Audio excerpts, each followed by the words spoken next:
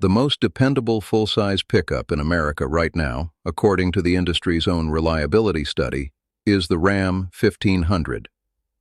Curious, and yet, in 5 years, that same truck will have handed roughly $14,000 more of its value back to depreciation than a Toyota Tundra parked next to it on the same lot. An equipment hauler in the Texas Panhandle didn't learn this from a magazine. He learned it the day he tried to trade his 3-year-old Ram in against a new one. By the end of this video, you'll understand why the most reliable truck in America isn't the smartest one to buy, and why 10 other brands are quietly beating Ram at the only number that actually matters over the life of a loan. Intrigued? Forward reference number 1. Later we'll show you the one number dealers don't put on the window sticker, the number that decides who actually wins this fight.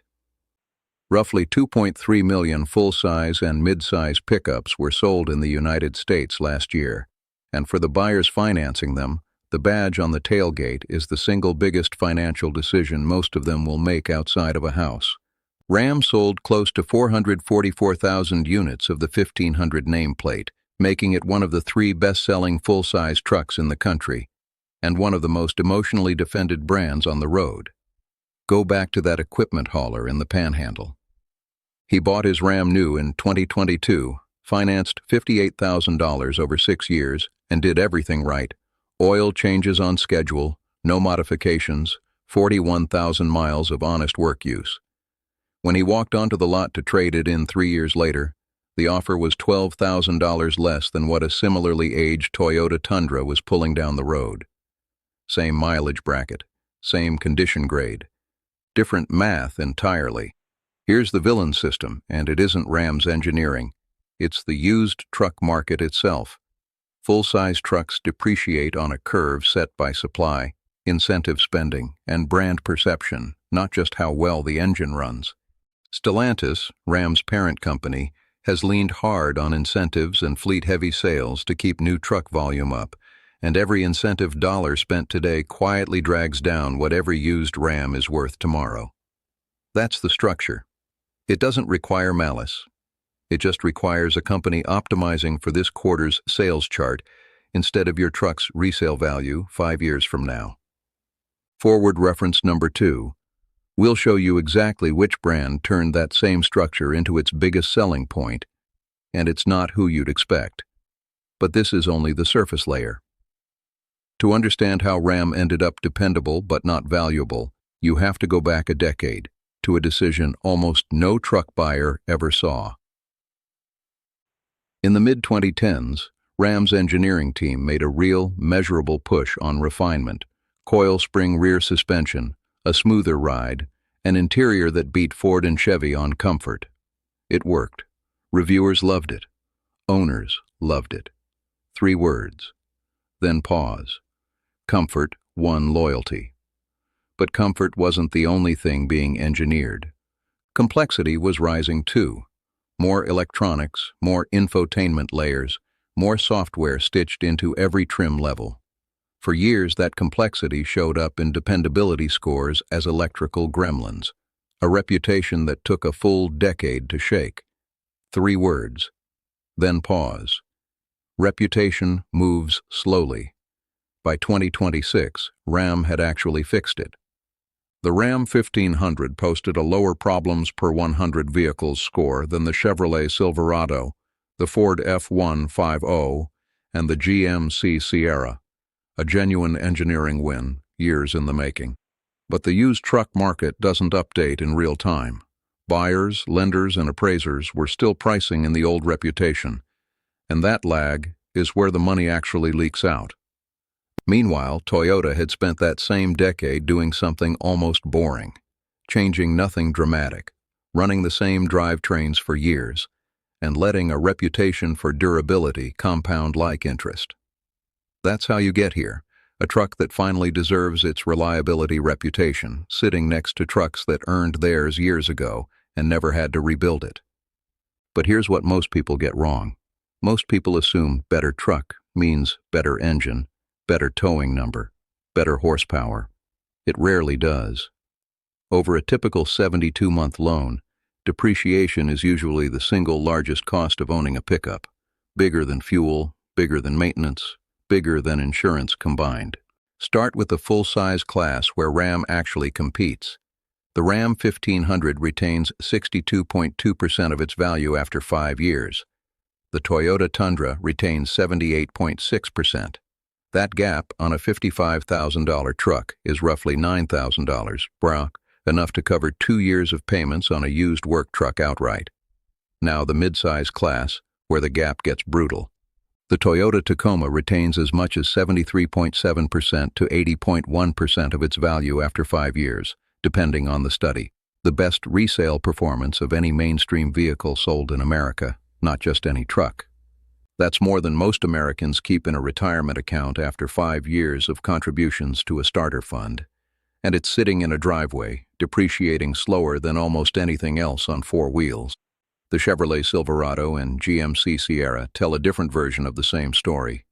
Both posted stronger 2026 dependability scores than Ram, Ford, or GMC's sibling brand in J.D. Power's own testing, with Chevrolet's brand-wide score landing at 178 problems per 100 vehicles against Ram's 216. Ford climbed 10 spots in the same dependability rankings in a single year, proof that reputation gaps can close fast when a company decides to fix them, the same way Ram just did. Here's the counterintuitive turn. Being the most reliable truck this year does not make you the smartest truck to buy this year. Reliability is backward-looking. It measures the last 3 model years. Resale value is forward-looking. It's the market betting on the next 5. Ram just won yesterday's fight while several of its rivals are already positioned to win tomorrow's. Resolving forward reference number 2. The brand that turned depreciation into a selling point is Toyota, not through a single feature, but through a decade of deliberately boring, unchanged engineering that the used market now prices at a premium. Add in Honda's Ridgeline, which trades towing muscle for the lowest owner-reported problem rates in the midsize segment, and Hyundai's Santa Cruz, a smaller truck that's undercutting the entire category on both price and 5-year cost of ownership, and the picture becomes clear. Even the newer players are entering this fight with real numbers. Rivian's R1T has forced every legacy brand to defend its infotainment software against a truck built by a company with no legacy platform to protect. And Jeep's Gladiator remains the only pickup in America still sold with a manual transmission, a detail that keeps a specific, fiercely loyal buyer segment away from Ram entirely. Nissan tells a quieter version of the same story. The Titan never solved its reputation problem the way Ram did, and it shows up in resale numbers that trail the segment average B, proof that this isn't simply a domestic versus import story. Nissan is a legacy American market brand, losing the exact same depreciation fight Ram is now starting to win. Layer in financing, and the gap widens further. A 72-month loan on a full-size truck means most owners are still paying it off when the truck crosses the 5-year mark. The same point where these resale numbers get measured. On a Ram, that owner is financing a depreciation curve that runs steeper than the loan itself in the final 2 years, meaning the truck can owe more than it's worth for longer than it does on a Tundra or Tacoma. Insurance underwriters price risk the same way appraisers price resale off historical data, not this year's engineering memo. That means a freshly fixed reliability score takes years to filter into premiums, registration costs, and fleet purchasing decisions, which is exactly why commercial buyers, the people running actual businesses off these trucks, have been slower to switch back to Ram than casual retail buyers. Resolving forward reference number 1. The number dealers don't put on the window sticker is 5-year retained value, and it's the number that separates a truck you own from a truck that quietly owns you. If you've ever stood on a lot, cross-shopped a Ram against a Tundra or a Silverado, and felt like the better truck wasn't actually the smarter buy, you were right, and almost nobody around you could tell you why.